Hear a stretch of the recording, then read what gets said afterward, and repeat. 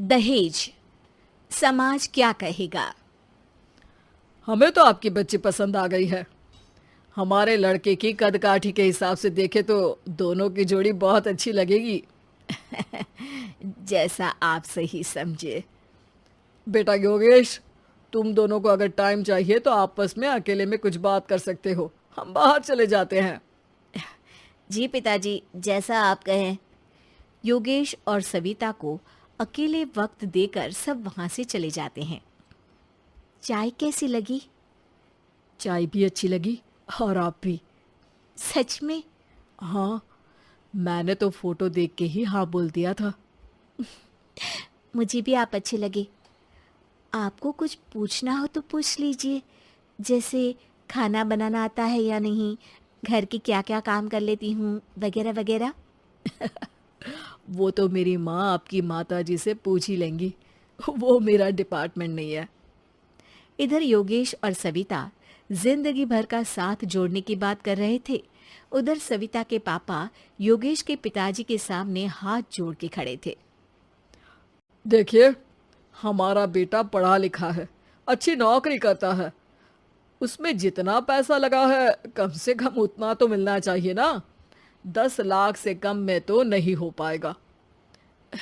बेटी हमारी बहुत होनहार है और 7 लाख भी तो कम नहीं होते हैं ना जी। अगर आप हमारी बेटी को शादी के बाद काम करने देंगे तो 3 लाख तो 6 महीने में ही कमा लेगी। हमारे घर में ये सब नहीं होता। औरतें घर संभालती हैं और आदमी बाहर के काम। जरा मेरी बात तो समझिए। एक कार देने के बाद 10 लाख रुपए नगद देने में हमारी कमर टूट जाएगी और इसके अलावा टीवी फ्रिज तो देना ही पड़ेगा। शादी की तैयारियां, मेहमानों की पूछ परख, बारातियों का स्वागत। बेटी की शादी में बाप पर बहुत दबाव होता है जी। देखिए, हमारा बेटा कोई दुकान में रखी चीज़ नहीं है जिसके ऊपर हम भाव ताव कर सके और आप उसे कम दाम में खरीद लेंगे। 10 लाख से एक भी रुपया कम नहीं होगा। ठीक है, जैसा आप कहे जी, पर आधा पैसा अभी और आधा कन्यादान के वक्त दे देंगे। अरे, इसमें भी किश्त मांग रहे हैं आप? हमने तो सोचा था कि अच्छा परिवार होगा आपका। अच्छा ही परिवार है देवनाथ जी, पर पैसों की थोड़ी तंगी है ना, वरना सब ठीक ही है हमारे परिवार में जी। देवनाथ वहां से अपने बेटे योगेश को लेकर चले जाते हैं और कुंडली मिलवाई जाती है। 36 में से 32 गुण मिलते हैं। जल्दी शादी का मुहूर्त भी निकल आता है। अब कन्या को बुलाइए। आओ बेटी, यहाँ बैठो, योगेश की बाई और।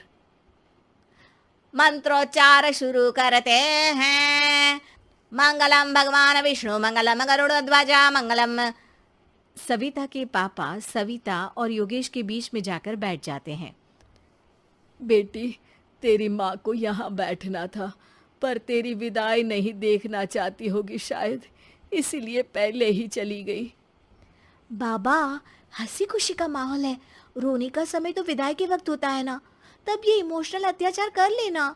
अभी तो मुस्कुराइए, कैमरा आसपास ही है। तभी पीछे योगेश के पिताजी आ जाते हैं। अभी तक पैसे नहीं आए आपके यहाँ से? उठा लूं क्या बेटे को? आते ही होंगे, मैंने अपने छोटे भाई को व्यवस्था करने के लिए कह दिया था। अरे तो जल्दी कराइए ना, वरना देर हो जाएगी। समझ रहे हो ना आप? योगेश और सविता दोनों एक दूसरे की तरफ देखते हैं। सविता चाहती है कि योगेश कुछ बोले, पर योगेश अपना मुंह दूसरी तरफ फेर लेता है। पापा, कितने पैसे की बात की है आपने? अरे बेटी, तुझे इससे क्या मतलब? मेरी डील की है ना, तो मुझे तो पता ही होना चाहिए। कन्यादान की विधि शुरू करेंगे। तभी योगेश के पिता वापस वहां आ जाते हैं। पैसे देते हैं या बेटे को उठवा लूं? मैं आपके हाथ जोड़ता हूँ जी, थोड़ा सा इंतजार कर लीजिए। देवनाथ वहां से चले जाते हैं। तुम अपने पिताजी से कुछ कहते क्यों नहीं? उनके सामने कोई आवाज नहीं उठाता। ऐसा नहीं है, कोई तो उठाएगा ही। तभी वहां सविता के चाचा एक बैग लेकर आते हैं और सविता के पापा को देते हुए कहते हैं, 9 लाख ही हुए। आत्माराम इशारा करके योगेश के पिता को वहां बुलाते हैं। क्या? सिर्फ 9 लाख? बाकी 1 लाख कहाँ है? नहीं हो पाए जी, शादी के बाद कर देंगे। अरे आप बात से पलट रहे हैं। जल्दी से अभी के अभी पूरे पैसे लाइए, वरना बेटे को उठाऊं क्या? देखिए मैं आपके पाँव पड़ता हूँ। रुक जाइए पापा, रिश्ते हाथ पकड़कर जोड़े जाते हैं, पांव पकड़कर नहीं। बेटी तू चुप रह। नहीं, ये कब से बस कह ही रहे हैं कि उठवा लूं, पर कोई उठ ही नहीं रहा। लो, मैं ही उठ जाती हूँ। बेटा, अपशगुन हुआ। दहेज लेना सबसे बड़ा अपशगुन है, पाप है, पाखंड है। और योगेश, तुम्हें मैं पसंद हूँ तो कुछ बोलते क्यों नहीं? और तुम्हारे पिताजी, अरे देवनाथ जी, आपके नाम में ही बस देव है, काम तो आपके असुरों जैसे हैं। पर गलती आपकी नहीं, गलती मेरे पिताजी की है, जो आप जैसे लोगों को घर की दहलीज पे चढ़ने देते हैं। लेकिन एक बात साफ है, मैं आपके घर की दहलीज कभी नहीं चढ़ूंगी। अरे बेटा, समाज क्या कहेगा? यही कहेगा कि सविता के भीतर की माँ दुर्गा जाग गई थी, जिसने पापा के खिलाफ, गलत के खिलाफ आवाज उठाई। आसपास के लोगों ने जोरदार तालियां बजाई।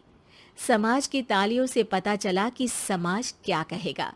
समाज ने सविता की बात को स्वीकार भी किया और उसको अपने सर आंखों पर भी बिठा लिया।